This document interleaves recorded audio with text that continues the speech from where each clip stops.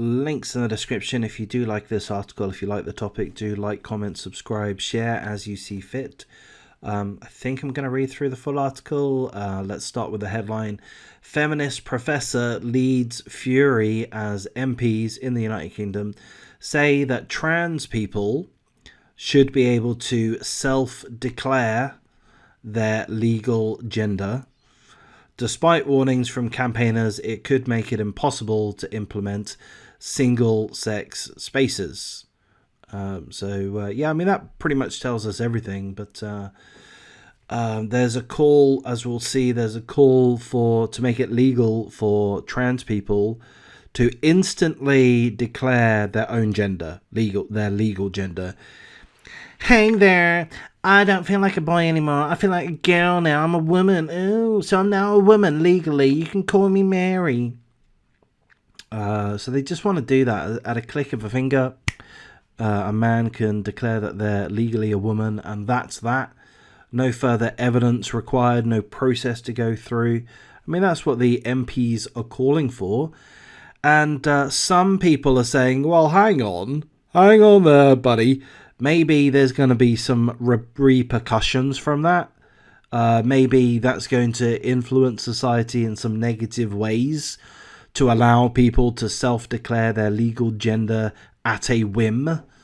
So people are saying that, hey, look, there are some single-sex spaces, such as bathrooms, such as washrooms, some organizations, sporting areas, arenas, etc., which are for women only, And if we just allow men, let's say, to instantly declare themselves as women, then presumably we're going to have to allow them full unfettered access to such single-sex spaces. So now, the men, if they instantly declare themselves as being women, they can now enter women's bathrooms legally, women's washrooms legally, women's sports legally, and maybe there's some problems with that. So, I mean, in essence, that's what this article's about, but let's have a look through it. A feminist professor has led fury at a report from MPs which calls for trans people to be allowed to self-declare their genders, despite warnings from campaigners that the move would make single-sex spaces impossible. The Women and Equalities Committee made the call in a new report which says that the legal transition process is unfair and overly medicalized. Yeah, so the Women and Equalities Committee are basically saying, hey there, UK government, legal system, you guys are all a bunch of bigots, right? If a man wants to declare themselves as a woman, why does he have to prove anything? Why can't he just say it? Why can't a guy just say, I'm a woman? That's just how it is. Why do they have to prove it? Why do they have to prove that they have a medical diagnosis of gender dysphoria? Why do they have to show that they've been living as the new gender for at least 2 years prior to having a legal transition? Why can't they just instantly declare themselves as the opposite gender and be done with it? Come on, legal system. Why do you have such demands? That's ridiculous and bigoted. So MPs are calling for a new system of self-declaration which would allow people to declare what gender they are.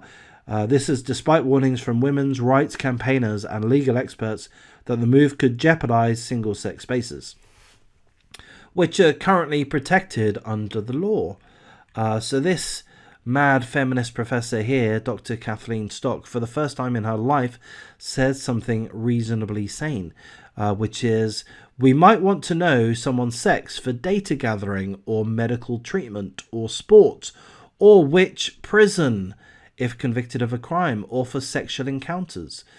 So she's saying, hey, look, there are important reasons as to why the legal system and society gives a fuck what gender you are. You know, there are reasons why we record gender. There are reasons why people are assigned this notion of being male or female. There are reasons for that. Perhaps we shouldn't just completely ignore those reasons, is what Dr. Stock is saying. And yeah, that's probably as much about the article as I wish to go through. There's the general gist. I can't really add too much more about it. You know, it's saying, this part here, the reason that women value single-sex spaces is not only about the fear of being assaulted. I want a single-sex changing room mainly for privacy and dignity, not because I think a mixed changing room would necessarily lead to a fear of violence. So I think that's an important point. Again, there are reasons why there are single-sex spaces. And those reasons have been accepted by society for decades or centuries. And now some MPs are calling for such reasons to be completely disregarded. If you want to declare yourself as being a gender other than that of which you were assigned at birth, then go for it, mate. Just declare it, and the rest of us will just have to go along with your delusional fantasy.